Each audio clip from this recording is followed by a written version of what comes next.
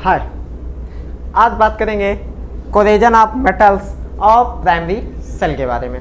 कोरेजन of metals है क्या, और यहीं से अब हम सेल स्टार्ट कर देंगे। इसके नेक्स्ट लेक्चर में आपको सेकेंडरी सेल मिलेगा, लेड सेल, फ्यूल सेल, ठीक है। और ये लेक्चर नंबर 5 है इलेक्ट्रोकेमिस्ट्री का। इससे पहले लेक्चर नंबर 4 में हमने पढ़ाया है आपको इलेक्ट्रोकेमिकल सीरीज, वहाँ पर याद करने का ट्रिक भी बताया है। अगर आप लोग नहीं देखे हैं तो जाके यूट्यूब पर सर्च करिए सुश्रुत केमिस्ट्री इलेक्ट्रोकेमिस्ट्री 04, आपको वहाँ से मिल जाएगा। और उसी में हमने बताया नेक्स्ट इक्वेशन के बारे में, उसका पूरा आपको डेरिवेशन भी कराया है, क्वेश्चन भी है उसमें, तो वहाँ पे उसको जाके देख लीजिए। अगर उसको देख लेंगे तो आपको कोरेजन ऑफ मेटल थोड़ा समझने में आसानी होगा। बाकी हम थोड़ा सा पिछला लेके भी चलेंगे साथ ही साथ। तो आज देखते हैं कोरेजन ऑफ मेटल और प्राइमरी सेल के बारे में। चलिए बात करते हैं कोरेजन ऑफ मेटल्स की। तो कोरेजन ऑफ मेटल्स क्या है? मेटल्स का डिस्टॉर्शन होना, उसी को हम कोरेजन कहते हैं। सबसे ज़्यादा हम लोग जो कोरेजन के बारे में बात करते हैं वो है आयरन का। आयरन के हम कोरेजन के बारे में बात करते हैं। आयरन के कोरेजन को अलग से नाम दे दिया गया है क्या? रस्टिंग, जिसको आप लोग कहते हो जंग लगना, नॉर्मली उसको मोर्चा भी कहते हैं। तो कोरेजन ऑफ मेटल्स है क्या? डिस्टॉर्शन ऑफ मेटल, या हम कहे उस मेटल की इकोनॉमिकल वैल्यू डाउन हो जाना। वो मेटल अब हमारे लिए उतना वैल्यूएबल नहीं है जितना वो रस्टिंग या कोरेजन होने से पहले था। क्यों? क्योंकि उसकी वैल्यू डाउन हो जाती है, उसका जो वर्क है, जो टेंडेंसी है वो डाउन हो जाती है। या हम कहे कोरेजन ऑफ मेटल्स है क्या? तो जो प्योर मेटल होता है वो प्योर मेटल अकेला रहता है और फिर वो बना लेता है किस स्टेट में चला जाता है? टेंडेंसी होती है उसकी कंपाउंड स्टेट की। वो किसी अदर एटम के साथ क्या करता है? कंपाउंड फॉर्मेशन करता है। या हम इस तरह कह सकते हैं कि जो मेटल है वो सोल्यूशन को देख के आयन के फॉर्म में कन्वर्ट होता है और फिर अपना वो कंपाउंड बनाता है। सीधी सी बात ये भी हम कह सकते हैं। तो कोरेजन सबसे ज्यादा जो होता है वो आयरन का होता है, जिसको हम रस्टिंग कहते हैं। तो आयरन के कोरेजन होने से क्या नुकसान होते हैं ये तो आपको पता है। क्यों होता है या कैसे होता है? तो जो कोरेजन होता है वो दो तरह से होता है, एक ड्राई कोरेजन और दूसरा वेट।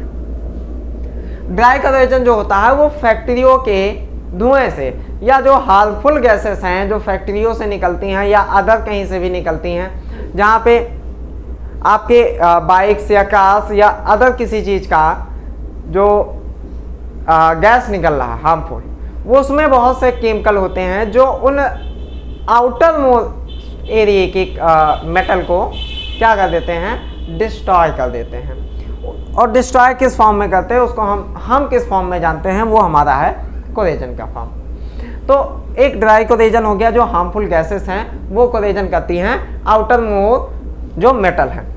दूसरा वेट, ये होता है वाटर के कांटेक्ट में, सबसे ज़्यादा यही होता है वेट, और ये बहुत जल्दी होता है। जल्दी होने का मतलब है कि इससे नुकसान काफ़ी ज़्यादा है। तो होता कैसे है ये देख लेते हैं। तो हम मान लो एक Fe रॉड लिए हैं, हमने इलेक्ट्रोकेमिकल सीरीज में आपको फार्मूला भी बताया, वहाँ से आप लोग याद कर सकते हो।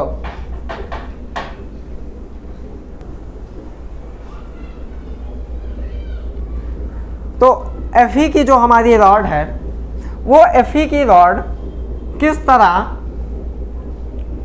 कोरेजन करता है, जिसका हमें यूज ही नहीं रहता है Fe ही कंपाउंड स्टेट बना लेता है। हम कहे जो एक्सट्रैक्शन ऑफ मेटल करते हैं, मेटल का एक्सट्रैक्शन करते हैं तभी तो हमें प्योर मेटल मिलता है। किससे? मिनरल से, या हम ओर कह सकते हैं। और फिर वही मिनरल और ओर जो हमारा प्योर स्टेट में है फिर वो कंपाउंड स्टेट में चला गया। तो हम क्या कहें कि अपोजिट ऑफ एक्सट्रैक्शन, ठीक है।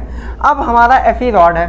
Fe रॉड हमने इलेक्ट्रोकेमिकल सीरीज में जहाँ से टॉपिक छोड़े थे वहीं से चलते हैं। इलेक्ट्रोकेमिकल सीरीज में हमने बताया जितनी भी मेटल है उनकी टेंडेंसी बहुत होती है ऑक्सीडेशन करने की, और जो ऑक्सीडेशन करता है उस जो रॉड ऑक्सीडेशन करता है उसको हम एनोड कह देते हैं। लेकिन अभी किसको हम कहेंगे ये हमें नहीं पता।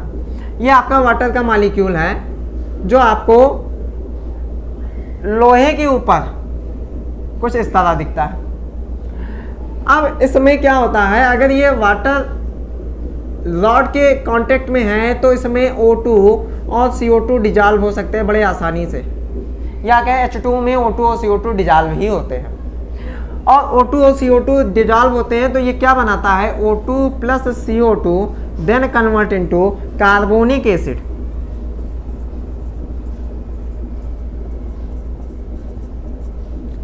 ठीक है, कार्बोनिक एसिड बना लिया।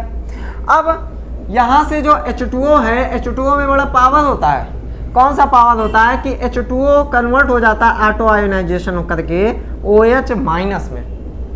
ऑटो आयोनाइजेशन करके किस में कन्वर्ट हो जाता है, OH माइनस में। अब ये OH माइनस में तो कन्वर्ट हो गया, साथ ही साथ इसके और साथ भी लोग रहते हैं। अब Fe यहाँ से क्या करेगा, Fe यहाँ जाएगा क्योंकि ये फ्री स्टेट में रहना चाहता है, तो Fe ऑक्सीडेशन करेगा, ऑक्सीडेशन करके Fe कन्वर्ट हो जाएगा Fe+2 और +2 इलेक्ट्रॉन माइनस। अब यहाँ 2Fe कर देते हैं क्योंकि हमें आगे काम है, तो 2Fe कर देते हैं तो 4 इलेक्ट्रॉन माइनस। ठीक है, अब यहाँ पे हमारे पास आ गया Fe+2 और यहाँ छूट गए 4 इलेक्ट्रॉन माइनस।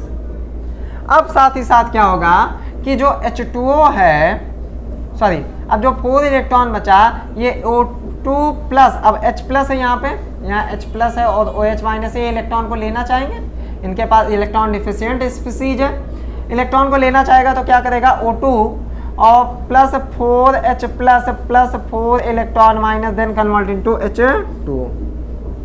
और H2O अब क्या करेगा, H2O plus OH minus then convert into, नहीं, H2O plus O2 then convert into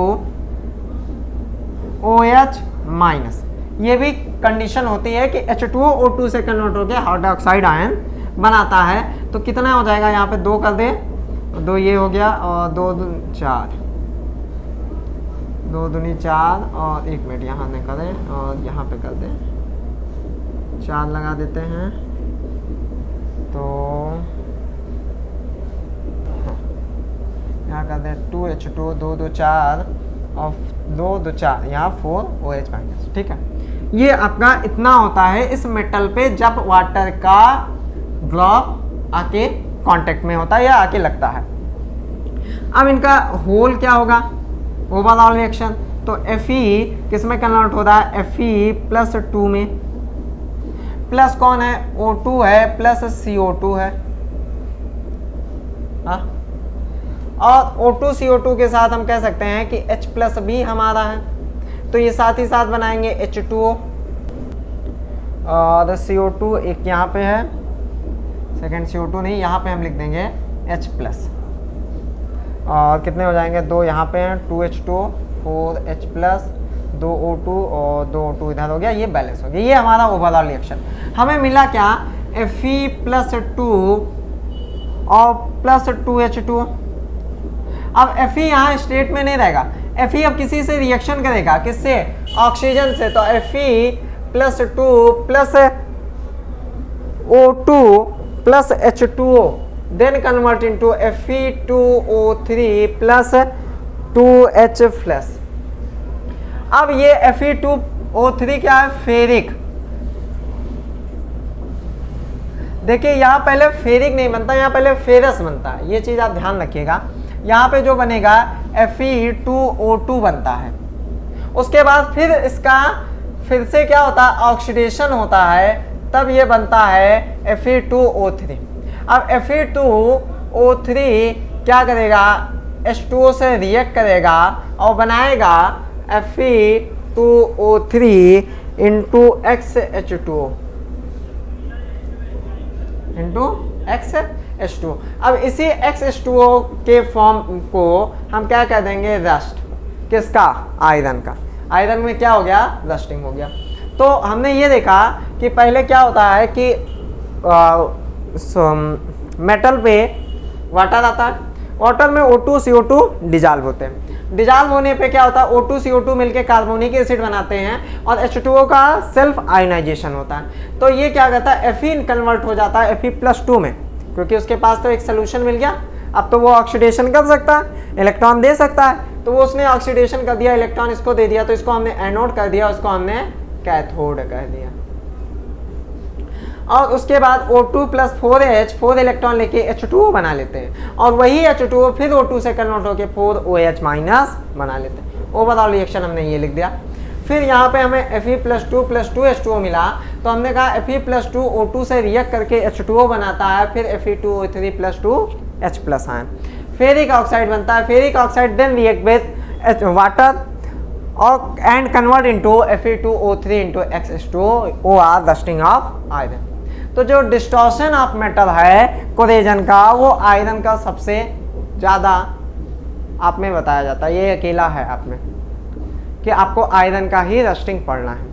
अब रस्टिंग ऑफ आयरन में क्या होता है कि जो कंपाउंड ये तो बहुत क्या है, हार्ड है, बहुत ही हार्ड है। लेकिन हार्ड है तो क्यों सर इसका यूज नहीं करते? हार्ड है तो यूज होना चाहिए। हार्ड होने का यूज का मतलब क्या है कि जो ये मेटल है, मेटल के साथ साथ ये इसके ऊपर बनता है, जैसे आपको स्ट्रक्चर में दिखता है, यहाँ पे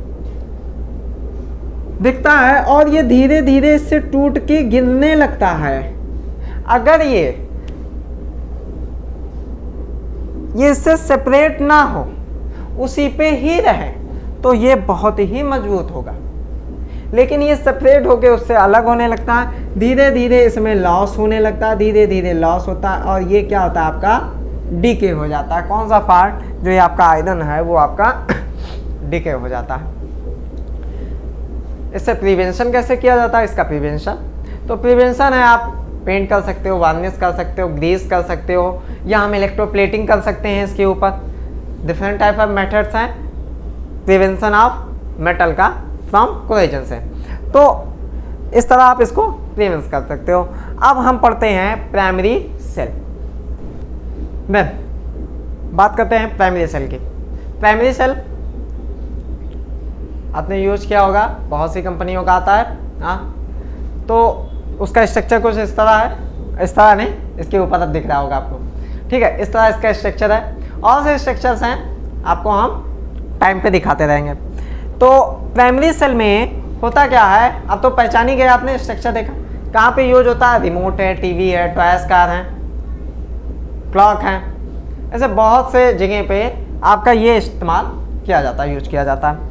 तो ये वर्क कैसे करता है, आपकी क्लास में है कि भाई बताइए इसका फंक्शन कैसे है, ये वर्क कैसे करता है, इससे हमें इलेक्ट्रिसिटी कैसे मिलती है। तो इसको कहा जाता है प्राइमरी सेल। प्राइमरी सेल हम उन्हें कहते हैं जिनको क्या है, 3 रुपए वाली पेन समझो, हाँ, यूज एंड थ्रो, वही है। तो इनको इसलिए प्राइमरी सेल कहते हैं, मतलब ये रिचार्जेबल नहीं है, इनको हम चार्ज नहीं कर सकते हैं, तो इसलिए इनको प्राइमरी सेल कहते हैं। मतलब एक बार यूज हो जाने के बाद, इनकी लाइफ खत्म हो जाने के बाद इनका हमारे लिए कोई मतलब नहीं होता है। तो ये कैसे वर्क करते हैं या कैसे बने होते हैं, तो धीरे धीरे देखते हैं। तो आपने तो लाया होगा, आप लोग मत देखिएगा खोल के, हम आपको एक एक पार्ट खोल के दिखा रहे हैं, ठीक है। एक एक पार्ट आपको हम दिखाते हैं। जो ऊपरी होता है ये कलर्ड होता है। कलर्ड मतलब जो कंपनी का है, कौन सी कंपनी का है, क्या उसने अपना प्रचार दिया है। आप लोग तो देखते होगे ना, खरगोश वाला प्रचार कंपनी का आता है, खरगोश का प्रचार, उसमें खरगोश रहता है, बैटरी लगा के चार्ज हो जाता है, मतलब वो एक टॉय रहता है। कलर्ड है, कलर निकाल दें तो उसके ऊपर ये जिंक की प्लेट रहती है, कुछ आपको इस तरह दिख रही होगी, ठीक है। जिंक की प्लेट के अंदर आपका सोल्यूशन बना रहता है NH4Cl प्लस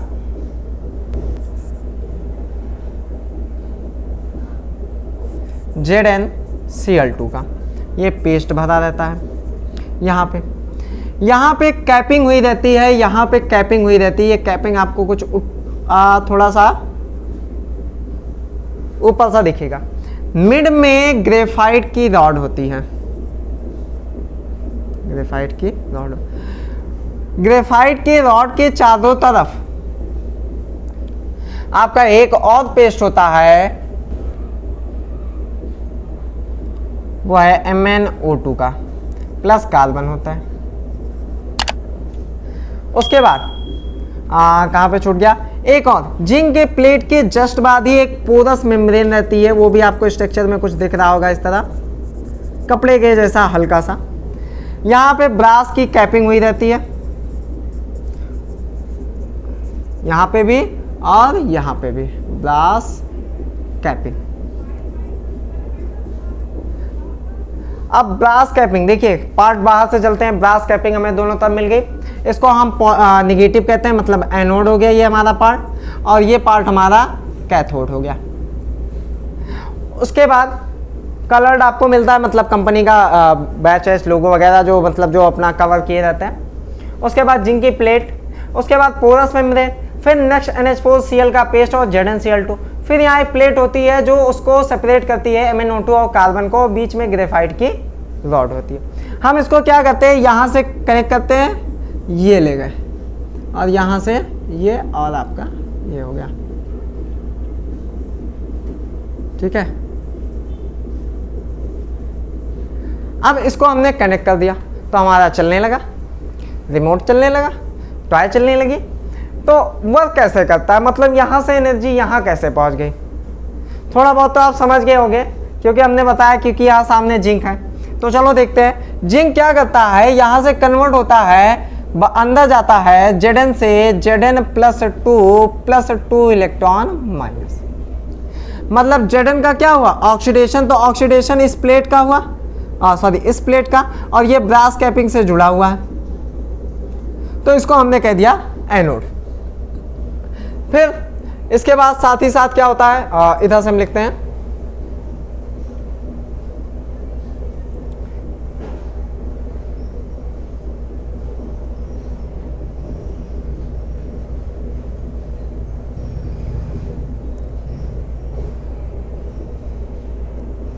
NH4Cl क्या करता है, ये कन्वर्ट हो जाता है NH3 प्लस में, मतलब एक Cl छोड़ देता है और एक Cl यहीं पे है NH4Cl आपका, एक Cl इसने छोड़ दिया, तो Cl तो इसका इलेक्ट्रॉन लेके भाग गया, क्यों, क्योंकि मोर इलेक्ट्रोनेगेटिव है। तो ये बचा NH3, तो हमने कहा 2 NH3 हो जाए हमारे, तो हमारे लिए अच्छी बात होगी, NH3 प्लस 2 इलेक्ट्रॉन, यहाँ क्या है प्लस, इन दोनों को इलेक्ट्रॉन चाहिए, इन दोनों NH3 को, तो ये इलेक्ट्रॉन लेके बना लेते हैं NH3, ठीक है। अब NH3 ले लिए तो हम क्या कह देंगे, Zn से प्लस NH3, और Zn क्या, NH3 क्या है, लिगेंड है, कोऑर्डिनेशन कंपाउंड में आपको आगे ही पढ़ाएंगे। लिगेंड किसे कहते हैं, जो loan number of lone pair electron donate करें, किसको, सेंट्रल मेटल आयन को। अब सेंट्रल मेटल आयन कौन है, सेंट्रल में रहेगा, अभी इतना जानो। Number of lone pair electron donate करे किसी भी एटम को कॉम्प्लेक्स कंपाउंड में, तो उसको हम लिगेंड कहते हैं। तो ये इसके साथ करेगा तो ये बनाएगा Zn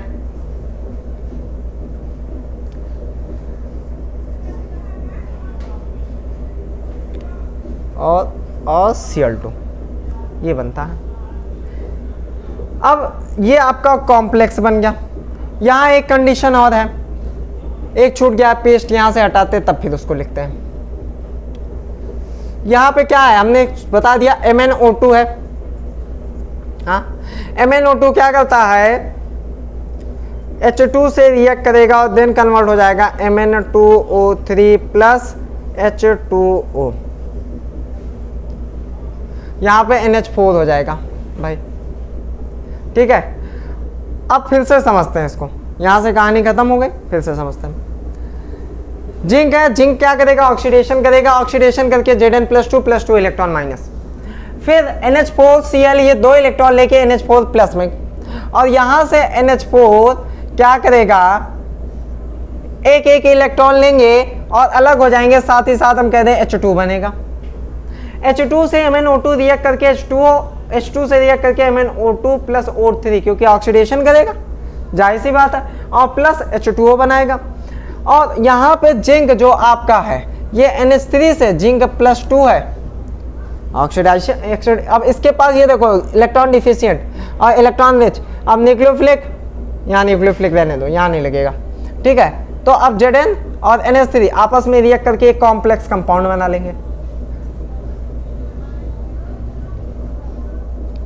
मतलब कि यहाँ से इसने 2 इलेक्ट्रॉन दिया, ये यहाँ गया और ये Mn से रिएक्ट किया, हाँ, और यहाँ से इलेक्ट्रॉन क्या हुआ, यहाँ से Fe, यहाँ इलेक्ट्रॉन दिया, यहाँ से Fe गया और ये यहाँ से आया और ये इसके पास गया क्योंकि उसके पास इलेक्ट्रॉन था।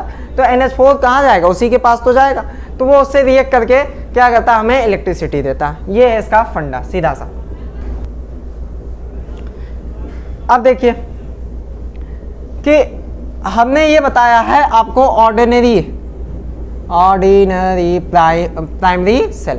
प्राइमरी सेल जो है आप में है और कौन सा है, ऑर्डिनरी है, हाँ, यूपी बोर्ड की हम बात करें तो हाँ ऑर्डिनरी है। लेकिन एक आता है एल्केलाइन। तो एल्केलाइन में क्या है, जहाँ Mn है, सारा प्रोसेस यही है, सब कुछ यही है। Mn जहाँ पे रहेगा वहाँ पे KOH हो जाएगा, पोटेशियम हाइड्रोक्साइड, इतना अंतर है। तो ये जो प्राइमरी सेल है इसका जो वोल्टेज होता है 1.6 EV समथिंग वोल्ट, ठीक है। जो इसका हम कह दें क्या हो जाएगा, EMF ऑफ सेल, वो कितना होता है 1.6 वोल्ट अकॉर्डिंग टू बुक। हाँ, इफ अगर हम ये देखें कि ये कंपनी के हिसाब से कैसा होगा, तो सबका कंपनी का अलग अलग होता है। मतलब हम कह सकते हैं 1.5 से 2.5 वोल्ट के बीच में रहेगा। अगर हम अदर कंपनी का देखें, किसी किसी का सेम होता है तो उनका फंक्शन अलग होता है। अब देखो बात ऐसी आती है कि प्राइमरी सेल यूज होने के बाद खत्म हो जाता है, चलो ठीक, क्योंकि कॉम्प्लेक्स कंपाउंड बन रहा है, अब उसको हम तोड़ नहीं सकते क्योंकि अब इसमें और वर्क नहीं किया जा सकता। लेकिन कभी कभी होता क्या है, जो इलेक्ट्रॉन यहाँ से जाने हैं, हाँ, वो इलेक्ट्रॉन यहीं से निकल जाते हैं और वो NH4Cl यहीं से रिएक्ट करके MnO2 यहीं से रिएक्ट करके कंपाउंड बना लेते हैं। तो जिससे हमारी बैटरी कुछ समय बाद अपने आप ही 2-3 महीने रखने के बाद भी अपने आप ही बंद हो जाता है।